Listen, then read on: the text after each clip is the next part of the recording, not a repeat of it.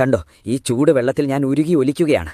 ഞാൻ ഉരുകുമ്പോൾ എന്റെ ഉള്ളിലെ കെമിക്കൽസ് നീ കുടിക്കുന്ന വെള്ളത്തിൽ കലരും. പ്ലീസ്, ഇതിന് പകരം ഒരു സ്റ്റീൽ ഗ്ലാസോ സെറാമിക് കപ്പോ ഉപയോഗിക്കൂ.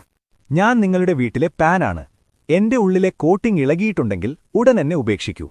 തീ തട്ടുമ്പോൾ ആ വിള്ളലിലൂടെ ഭക്ഷണത്തിലേക്ക് വിഷം കലരാൻ സാധ്യതയുണ്ട്. ഈ ചൂടുള്ള ഭക്ഷണം എന്റെ ഉള്ളിൽ നിറയ്ക്കുന്നതൊന്ന് നിർത്താമോ? ആ ചൂടിൽ ഞാൻ ഉരുകി എന്റെ ഉള്ളിലെ വിഷം നിന്റെ ഭക്ഷണത്തിലേക്ക് കലർത്തുകയാണ്. അടുത്ത തവണ വരുമ്പോൾ വീട്ടിൽ നിന്നൊരു സ്റ്റീൽ പാത്രമോ മറ്റോ കയ്യിൽ കരുത്. ഞാൻ മെലാമൈൻ പ്ലേറ്റാണ്.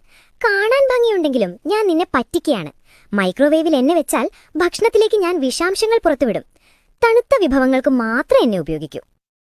ഞാൻ പ്ലാസ്റ്റിക് കട്ടിംഗ് ബോർഡാണ്. എന്നിലെ ഓരോ പോരലുകളും ബാക്ടീരിയകളുടെ ഒളിത്താവളമാണ്. ഒരിക്കലും ഇതിൽ പച്ചക്കറികൾ അരിയരുത്. പകരം മരത്തിന്റെയോ സ്റ്റീലിന്റെയോ കട്ടിംഗ് ബോർഡ് ഉപയോഗിക്കൂ. ഞാൻ പഴയ കിച്ചൺ സ്പോഞ്ചാണ്. നിഷ്കളങ്കനെന്ന് തോന്നുമെങ്കിലും ടോയ്ലറ്റ് സീറ്റിനേക്കാൾ കൂടുതൽ ബാക്ടീരിയകൾ എന്നിലുണ്ട്. എന്നെ എപ്പോഴും മാറ്റിക്കൊണ്ടിരിക്കൂ. ഞാൻ പത്രക്കടലാസാണ്. അച്ചടി മഷിയിൽ അടങ്ങിയിരിക്കുന്ന ലെഡ് വളരെ വിഷകരമാണ്. ഒരിക്കലും പൊരിച്ച പലഹാരങ്ങൾ എന്റെ മുകളിൽ വെക്കരുത്. കണ്ടോ, ഈ ചൂട്